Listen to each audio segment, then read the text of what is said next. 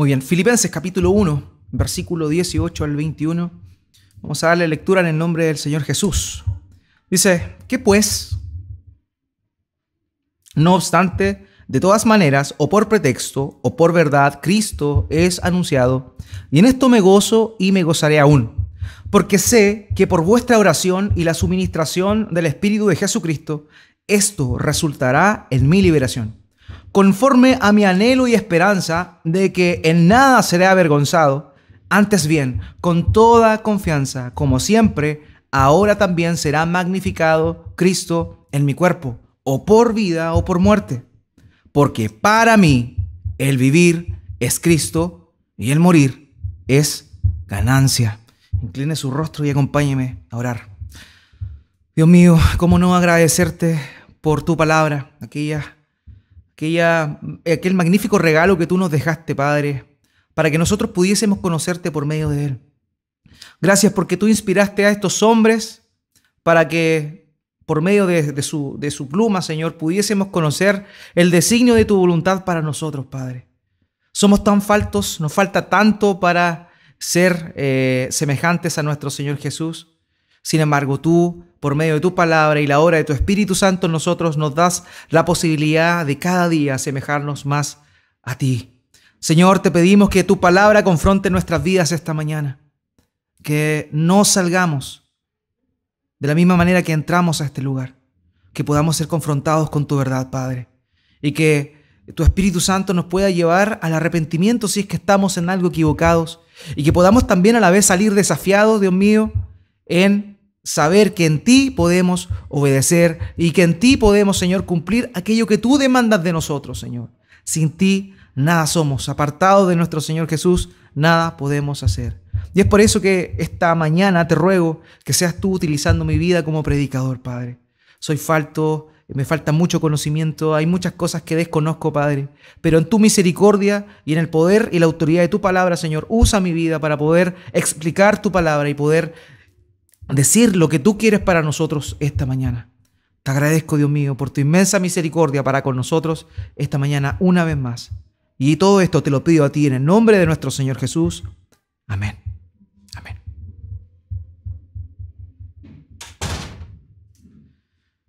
Muy bien.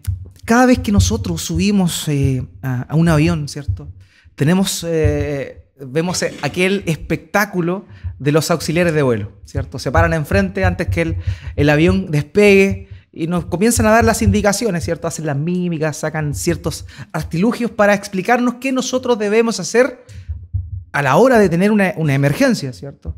De hecho, incluso hay un papel, un documento, un pequeño díptico que está también en los asientos de los aviones, en el caso eventual de que no le hayamos prestado atención al auxiliar de vuelo y también para poder saber qué debemos hacer en un momento de emergencia. También esto es muy común en los cines. En los cines, antes que comience una película, normalmente aparece un comercial breve, corto, indicando cuáles son las salidas de emergencia y qué hacer en caso de una emergencia como tal.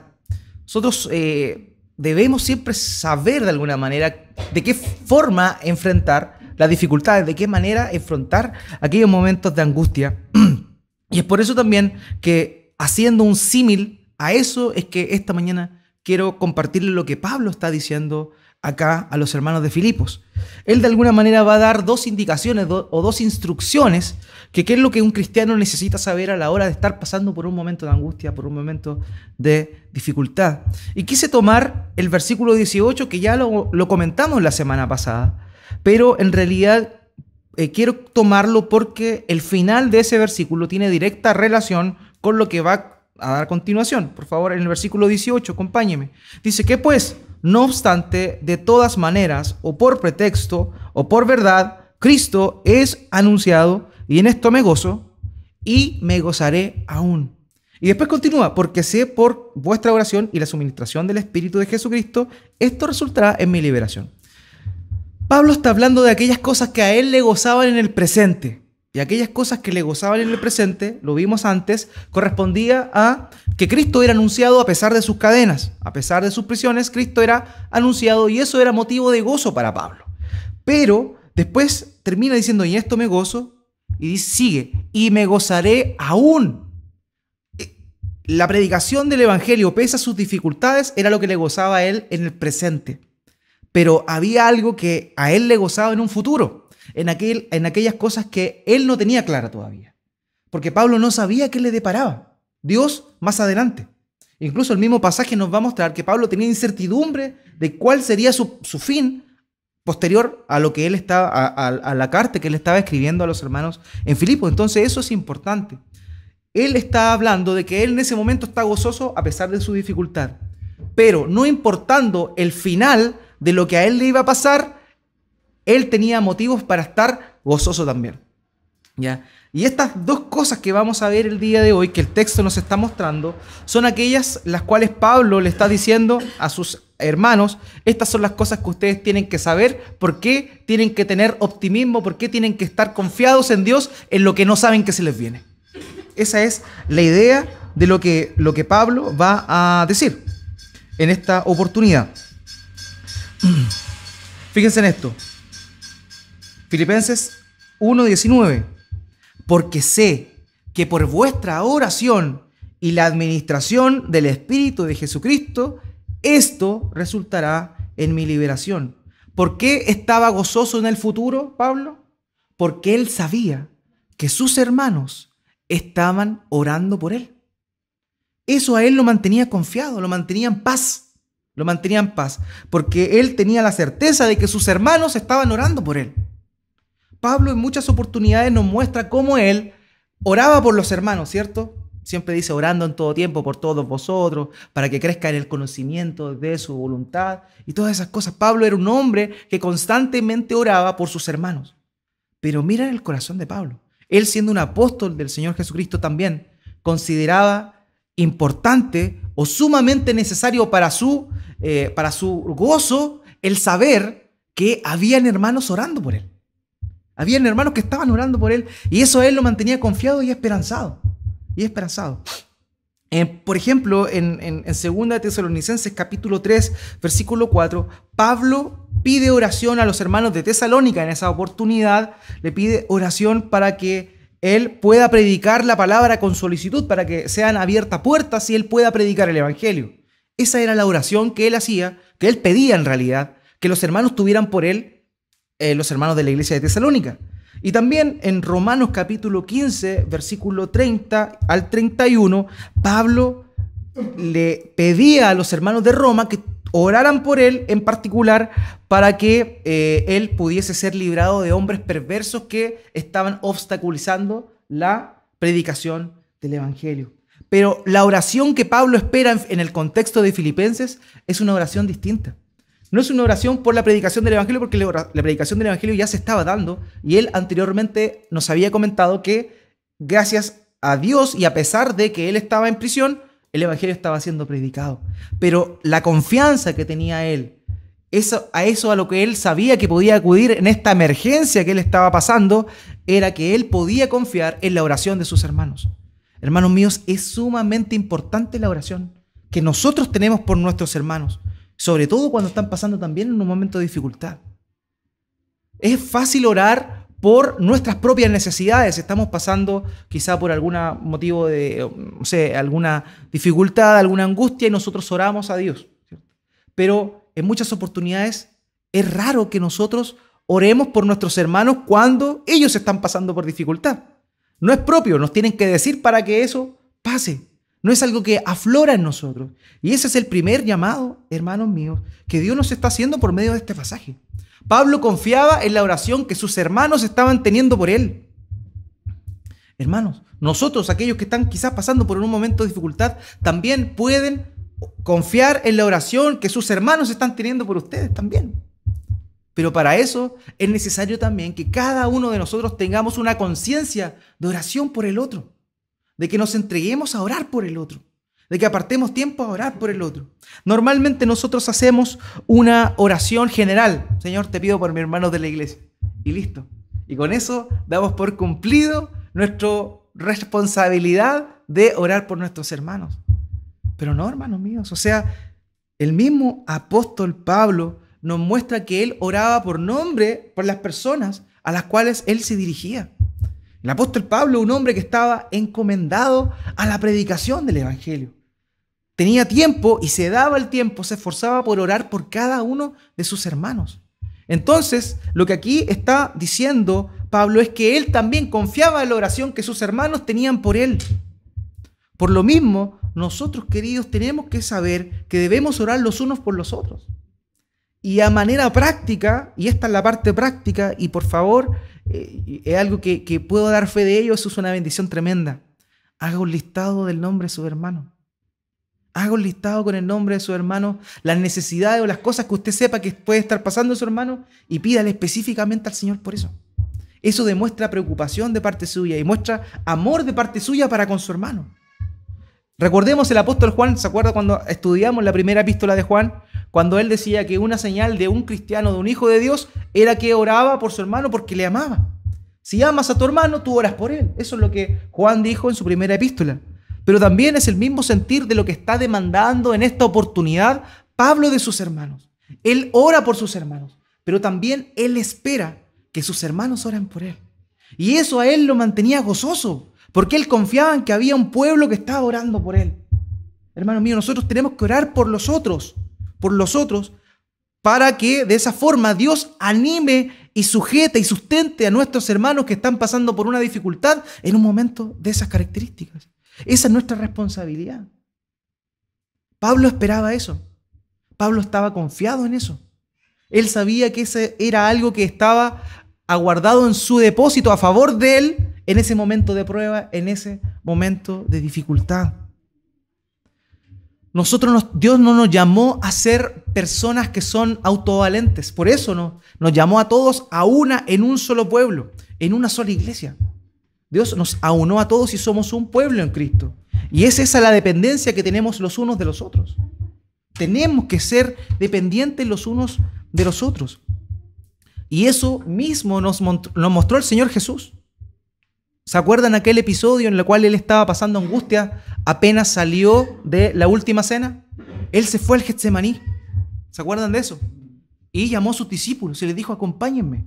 Él se llevó a sus discípulos más íntimos y le dijo: acompáñenme aquí, ¿cierto? Y él se fue a orar. Él estaba pasando por una angustia. Algo muy difícil se le venía, que era su crucifixión, su muerte.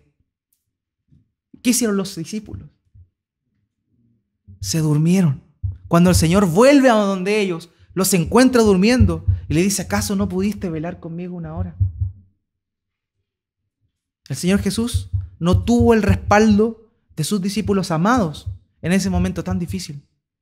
Hermanos míos, que cuando uno de nosotros estemos pasando por una dificultad, no nos encontremos en la misma condición que el Señor, que no había nadie orando por él, nadie sustentándolo, nadie pidiéndole a Dios que lo apoyara en ese momento de gran angustia.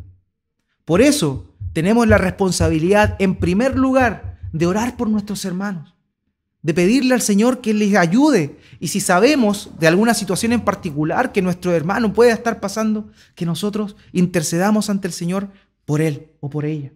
Pero por otro lado, aquel que está pasando en dificultad debe confiar plenamente que hay un pueblo, hermanos y hermanas que lo aman, que lo estiman, que desean lo mejor para él, orando por él. ¿Se dan cuenta la responsabilidad que tenemos? Cuando alguien está pasando angustia, depende de nuestras oraciones. Tú ora por tu hermano porque en algún momento tú vas a necesitar que la oración de tu hermano te sustente, te anime en un momento de dificultad. Eso era lo primero con lo que Pablo contaba, con la oración de sus hermanos. Ahora bien, nosotros nos podemos preguntar, ya sabemos, debemos orar por nuestro hermano que está pasando por un momento de aflicción, ¿cierto? Pero ¿por qué específicamente debemos orar? Y el mismo pasaje nos va a mostrar qué es lo que nosotros debemos orar. Es cierto, nosotros como personas, como hermanos que amamos, que estimamos a nuestros hermanos, no queremos que ellos pasen por ese momento de dificultad. Y lo que le pedimos a nuestro Dios, y está súper bien que lo hagamos siempre, es: Señor, por favor, líbralo de esa situación. Obvio, porque nosotros no queremos que nuestros hermanos sufran. Entonces está bien que nosotros oremos en ese sentir. Si hay un hermano enfermo, nosotros debemos pedir a Dios que Dios le sane. Señor, por favor, sánale. ¿Cierto? Eso no debe ser nuestra oración. Pero también sabemos que Dios es un Dios soberano y Dios también permite en oportunidad de la enfermedad para tratar el corazón del hermano también. Entonces, nosotros, el deseo de nuestro corazón debe ser que Dios le sane, ¿cierto? Pero también, si es que el Señor no le sana, Él tiene un propósito en eso. Y debemos pedir a Dios que Dios sustente a nuestro hermano o a nuestra hermana en ese momento de dificultad. Y es ahí donde continúa el versículo. Fíjense bien. Dice en el versículo 19, sé, porque sé, esa era la certeza, que por vuestra oración, él confiaba, lo vuelvo a repetir, que sus hermanos estaban orando por él. Y la suministración del Espíritu de Jesucristo, esto, la situación que le estaba pasando, iba a resultar en su liberación. Entonces, la oración que estos hermanos estaban teniendo tenía directa relación con lo que viene acá, con la suministración del Espíritu. En el griego, las conjunciones o las i normalmente tienen la idea de unir una idea con la otra. Nosotros en nuestro español normalmente separamos las cosas, ¿cierto? Decimos, cuando hay una i, hay cosas que están separándose, ¿ya? Pero en el idioma griego, como muchos otros idiomas, la i es una conjunción, es decir, está uniendo ambas cosas. Un ejemplo, cuando dice en Efesios capítulo 4 que Dios constituyó apóstoles, profetas, evangelistas, pastores y maestros, algunos dicen, los pastores y los maestros son cosas distintas. Pero no, en el griego, pastor y maestro está diciendo que la persona que es pastor es maestro a la vez. Entonces, en el griego, la idea del y es una unión. Entonces, cuando Pablo está diciendo aquí a los filipenses, porque sé que por vuestra oración y la suministración del Espíritu, se está refiriendo a que la oración de sus hermanos era la suministración del Espíritu.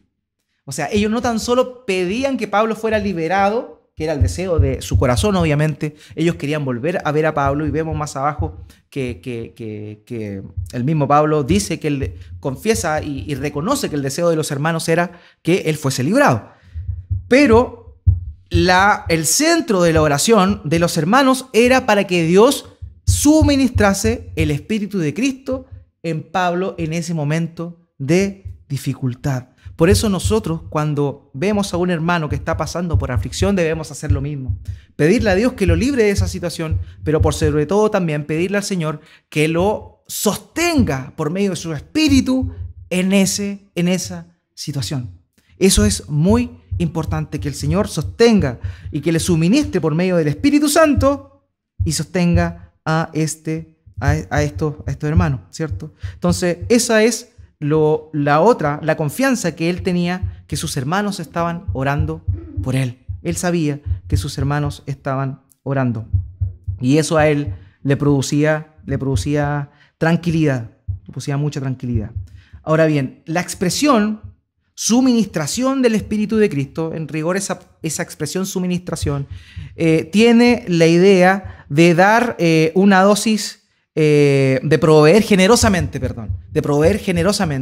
Una suministración es una provisión generosa de algo, ¿ya? Es decir, algo abundante. Entonces, lo que los hermanos pedían era que Pablo abundase en el Espíritu Santo. Ahora bien, también es importante esto desglosarlo un poquito más.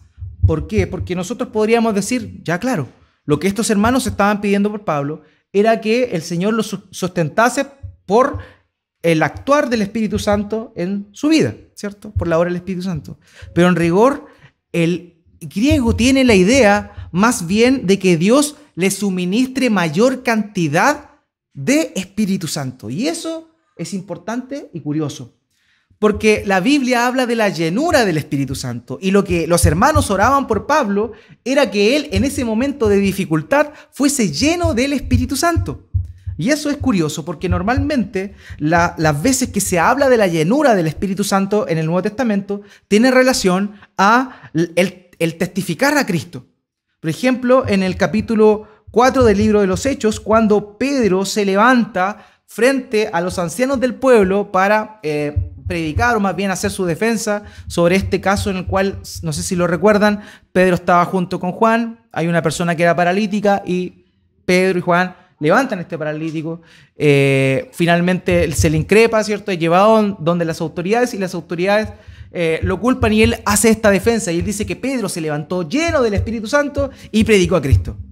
También esa misma expresión de llenura del Espíritu Santo la vemos cuando Esteban, ¿cierto?, estaba siendo lapidado. Dicen que Esteban, previo a eso, está predicando el Evangelio a todas las personas que estaban reunidas ahí, y llena del Espíritu Santo, él miró al cielo y vio al Hijo del Hombre esperándolo.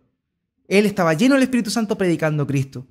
También eso es lo que vemos. Entonces, la idea de la llenura del Espíritu Santo siempre va ligada al testimonio, al testificar a Cristo. Entonces, fíjense, cuando los hermanos estaban orando por Pablo, para que él fuera llena del Espíritu Santo, tenía que ver con la idea de que él testificara a Cristo en medio de esa dificultad. Esa es la idea de lo que está diciendo ahí. Por eso pide que haya una suministración del Espíritu de Cristo. Es decir, que hay una llenura en Pablo constante para que él pudiese, por medio de su situación, de su dificultad, testificar más y más a Cristo. Esa era la oración que los discípulos tenían para con su maestro Pablo. Ok, entonces eso es totalmente importante, porque es en el momento de la prueba cuando más difícil se nos hace ser cristiano. Cuando nosotros estamos bien, cuando estamos pasando por buena salud, cuando estamos pasando por una situación económica tranquila, tenemos trabajo o cualquier otra cosa, nosotros estamos tranquilos y podemos predicar a Cristo, le hablamos a la gente de Cristo, ¿cierto? Pero ¿qué hay de cuando estamos pasando por un momento de dificultad? Cuando nos aprietan el zapato, cuando estamos sin trabajo, cuando estamos enfermos. Ahí es cuando más Cristo es glorificado. Ahí es cuando más nosotros debemos resplandecer y reflejar a Cristo que mora en nosotros. Entonces, por eso es que los hermanos oraban por Pablo, por eso, para que él fuese lleno del Espíritu Santo y en esa aflicción él pudiese seguir testificando y seguir glorificando al Señor Jesucristo. Esa era la idea. Ahora bien, fíjense que él decía que oraba por ellos, ¿cierto? O sea, ellos oraban por él, perdón, y decía, esto, terminando el versículo 19, porque sé que por vuestra oración y la suministración del Espíritu de Jesucristo, esto resultará en mi liberación. Ahora, ¿qué significa lo que Pablo está diciendo con su liberación? ¿Acaso se refería a su libertad de la cárcel? ¿Acaso Pablo tenía certeza de que él iba a ser librado de la cárcel? La respuesta a ese interrogante es que no. Pablo no sabía si él iba a ser librado de la cárcel. De hecho, en el mismo versículo 20, fíjense, el final del versículo 20 dice, ahora también será magnificado Cristo en mi cuerpo, o por vida o por muerte. Eso da a entender que Pablo no sabía si iba a salir vivo de esa. Pablo no sabía si él iba a ser liberado de la cárcel o si él iba a morir en la cárcel y se iba a encontrar con Cristo. Entonces esa expresión que él dice, que esto iba a resultar en su libertad, él estaba hablando más que en una libertad física de la cárcel, se estaba refiriendo a su confianza que él tenía en el Señor. Él sabía que Dios, a pesar de cualquier cosa que le ocurriera, Él lo había salvado. Y esa es la palabra que se emplea en el texto en esa oportunidad. La palabra libertad es la palabra salvación. Es la palabra que él normalmente emplea para referirse a salvación. Entonces eso, hermanos, es importante. La esperanza de Pablo en la confianza que él tenía de que sus hermanos estaban orando por él, que eso estaba produciendo que el Espíritu Santo le animara, él tuviese una dosis mayor, una llenura del Espíritu Santo, en él repercutían a que él tenía confianza en que iba a ser liberado. Sea como fuere, él iba a ser libre, ya sea que lo soltaran de la cárcel o ya sea que él se encontrara con el Señor Jesús por medio de su muerte, él tenía la confianza de que él iba a ser libre. Él iba a ser libre. Él hacía eso, lo hacía, lo llevaba a sí mismo y era una verdad que él abrazaba con todo su corazón.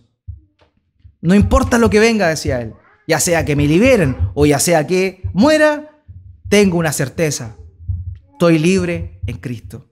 Qué maravilla y qué esperanza más grande nos deja eso a nosotros. Y ese es el ejemplo también que nosotros debemos seguir, hermanos míos. Lo que Pablo de alguna manera nos muestra con su actitud.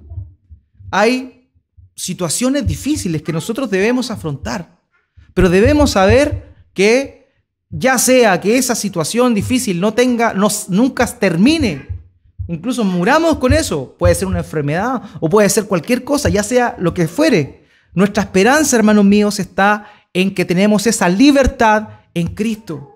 En Cristo está nuestra libertad. En Él tenemos confianza y en Él, solamente en Él, podemos esperar. Y eso nos debe a nosotros, debe ser para nosotros motivo de gozo, querido hermano. ¿Ya? Eso es sumamente importante. Ya sea que Él nos deje en esa situación difícil o ya sea que Él nos saque, no importa, nuestra esperanza es la misma. En Cristo estamos confiados. En el versículo 20, acompáñenme, avancemos en lo que dice nuestra sección.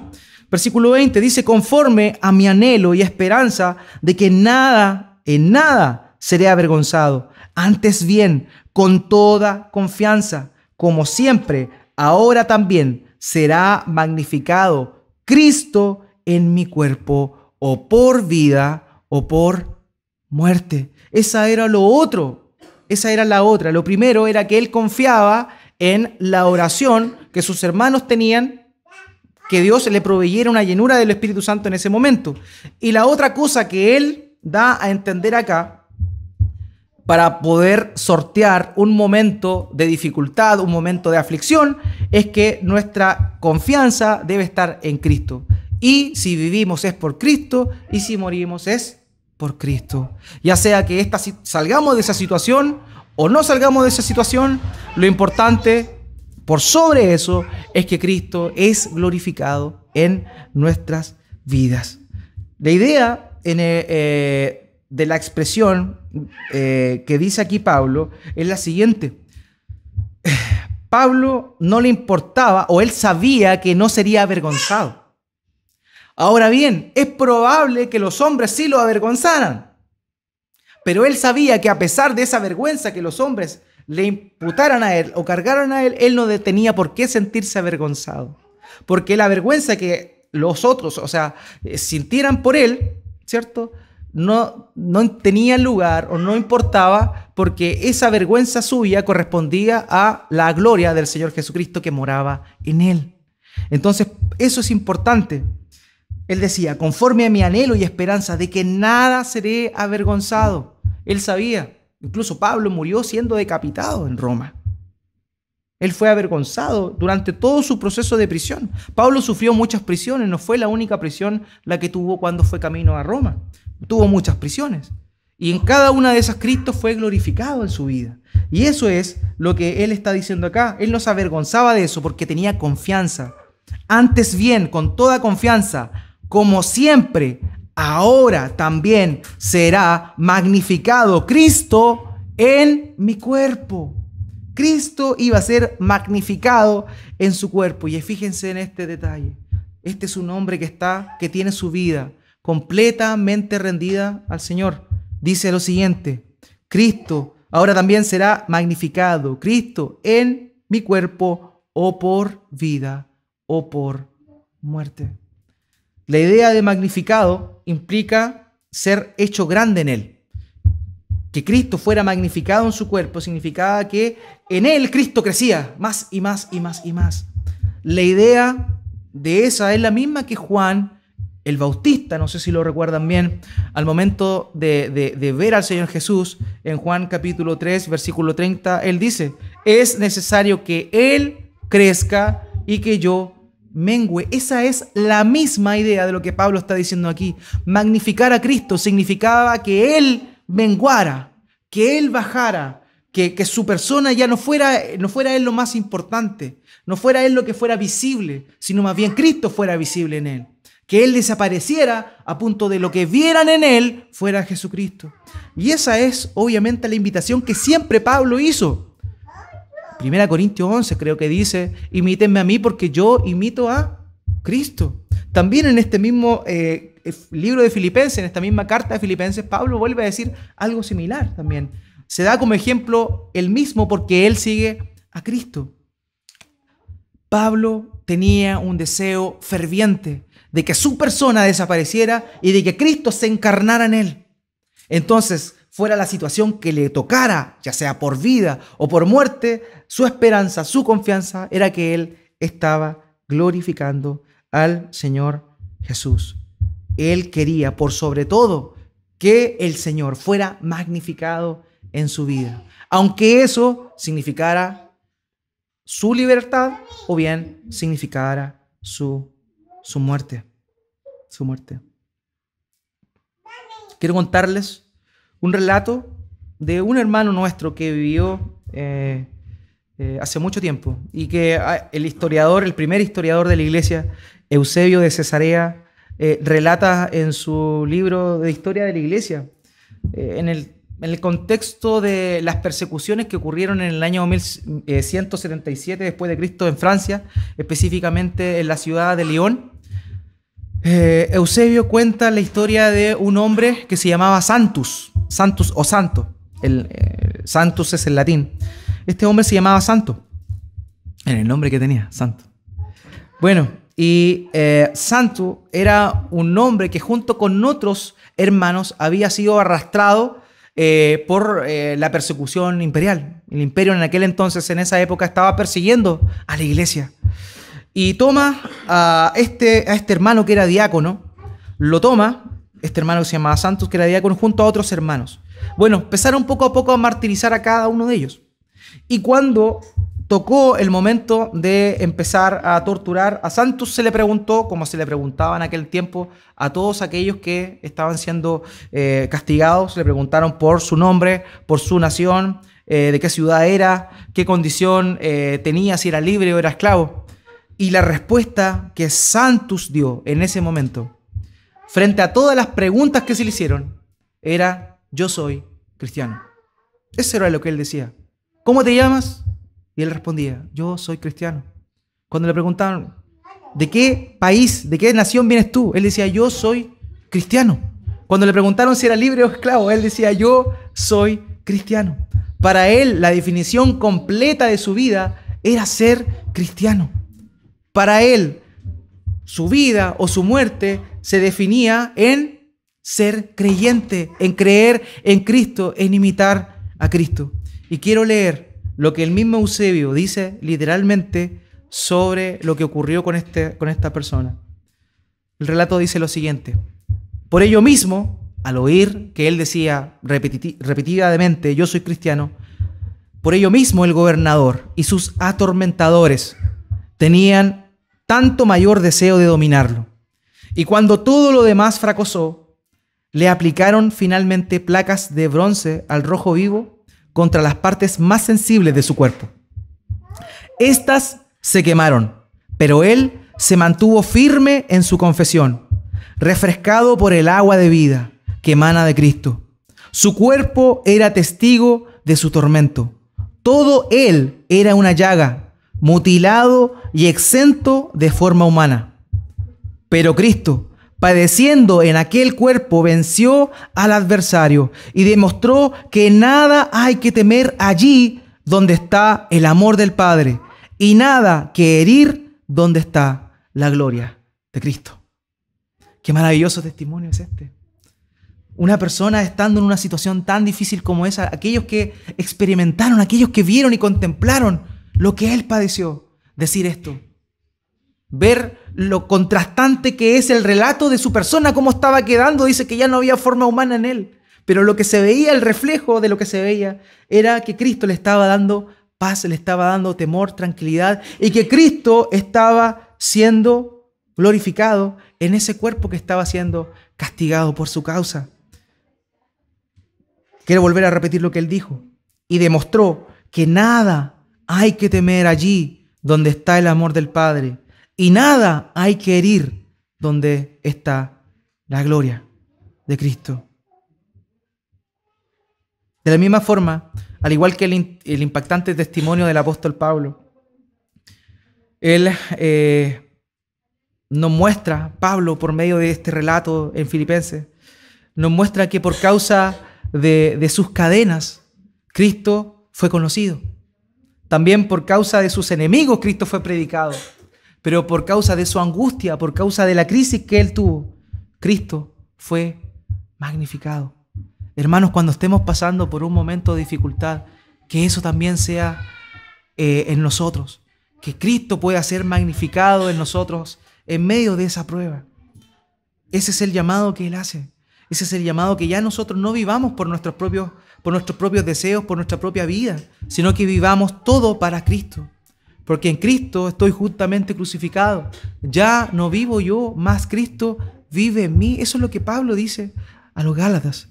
Hermanos míos, no olvidemos el gran axioma que el Señor Jesús dice a sus discípulos en Juan capítulo 12, versículo 25. Él dice lo siguiente: el que ama su vida la perderá, y el que aborrece su vida en este mundo para vida eterna la guardará. No todo lo que nosotros nos toque vivir, veámoslo a la luz de la voluntad de Dios para nosotros. No valoremos nuestra vida como algo importante, sino que nuestras vidas sean para glorificar a Cristo, que podamos vivir por nuestro Señor. Porque eso fue lo que nuestro Padre Celestial ordenó que Jesucristo hiciera. Fue Él quien, por glorificar a su Padre, vino a humillarse y cargar nuestros pecados. Él en esa situación de aflicción, Él en esa desesperanza en la cual se encontraba en la cruz, confiaba en lo que le venía más adelante, que era la gloria, sentado a la diestra de su Padre Celestial. Jesucristo no vivió por sí mismo, Él vino a vivir por nosotros, en obediencia perfecta a su Padre. Él es el modelo máximo al cual nosotros debemos seguir. Él nos dio ejemplo, y cada uno de estos hermanos, el hermano Pablo, el hermano Santos, del cual hemos oído la historia esta mañana, son personas que nada más hicieron que imitar lo que nuestro Señor Jesucristo hizo por nosotros, por nuestros pecados. Para Él, el vivir fue glorificar y obedecer a su Padre, para que nosotros pudiésemos alcanzar la salvación que Él nos ofrece, única y exclusivamente por medio de su Hijo Jesús. Vivamos para Cristo, hermanos míos. Que todo lo que nos toque pasar en esta vida sea para la gloria de nuestro Señor. Póngase de pie y vamos a orar a nuestro